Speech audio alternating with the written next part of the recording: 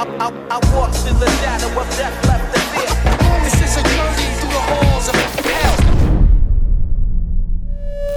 Yes people, what is good? I am BA, back again with a review for you. Now this week I want to talk about Mr. Inbetween. It's a show that was mentioned a few times on my Patreon once or twice and never came close to winning any polls, but one of my best friends again recommended it to me recently and I decided to give it a shot, and I've got to say I absolutely loved the show. Now I think that it starts quite slowly, and by that I mean the first season is probably its weakest in my opinion, but it just continues to get better and better. It's a very short show, but it does come to a definitive conclusion. It wasn't cancelled or anything like that. The actor and writer and creator of the character himself wanted to move on from the role. The show's based on an independent movie he himself made like 10 or 20 years prior called The Magician, and it was basically a mockumentary which followed a hitman around. And it's the same character he portrays in this show. He's basically a hitman for a local gangster,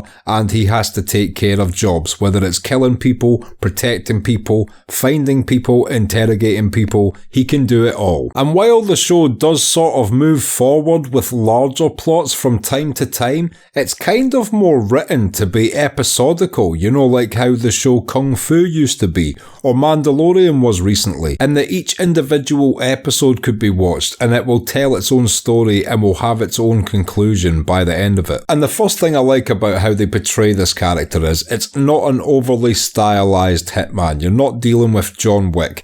This is a guy who still lives in a pretty crap apartment. He has to look after his brother who has muscular sclerosis, and also he has a daughter who he gets to see on the weekends because he's been separated from his partner. So he's got a lot going on in his personal life, and on top of that his job is obviously very stressful, and you see all aspects of this. It's just not some cool guy going through a room shooting 20 people. There is hardly any of that in the show. But also there are some incredible action set pieces, especially in the later seasons. And it's hard to describe how this show pulls you in. Like I said, the first season starts quite slow as well, but the only way I can do it is just give you an example of the sort of story arc you'll get in a single episode. So one of my favourite episodes is he gets approached from a non-criminal person, a father, a grieving father, whose daughter was murdered. They've never recovered the body, and while everyone suspects they know who did it, there was not enough evidence for the police to arrest this person. The father only wants to know what happened to his daughter, as to this day he has no idea whether she's dead, alive, where her body is, or anything. So it's instantly a tragic story, and again, I don't want to spoil the resolution of it, but you see that full arc in a singular episode and get a satisfying conclusion and resolution by the end of the 30 minutes, because each of these episodes are just 30 minutes long also. And while not every episode has a storyline as strong as that, there are multiple, if not many episodes which do,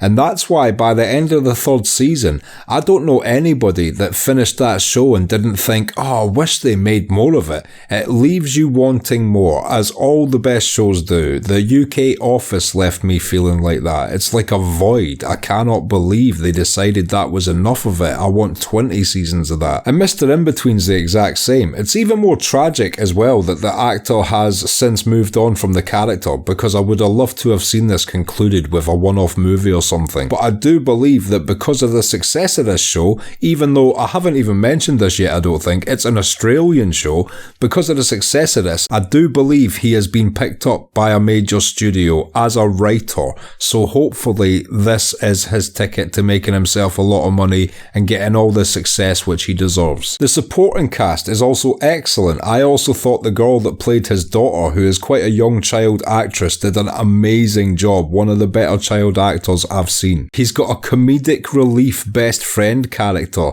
that for the first season and a half you think, oh, this guy's just an idiot, and by the end of the season You love him as much as the protagonist. There's all sorts of criminals that come in and out of the world, from biker gangs to high-end criminals on yachts to your local gangsters in nightclubs. They all come in and out of the show at some point. There is fist fights, gun battles, people getting set on fire, people getting waterboarded to be interrogated, car crashes, explosions. It is an incredibly made Australian television show, and if you have not yet seen it, I implore you to check out Mr. Inbetween if you like your action and crime drama. And I think the only reason this isn't renowned worldwide is due to the fact it is an Australian made show, and that in and of itself is a tragedy, so please go and check this out. This has just been a little quick review and more of a promotion of a great show that I've recently seen, and until next week, I've been BA. Like, subscribe, all that goodness. Peace.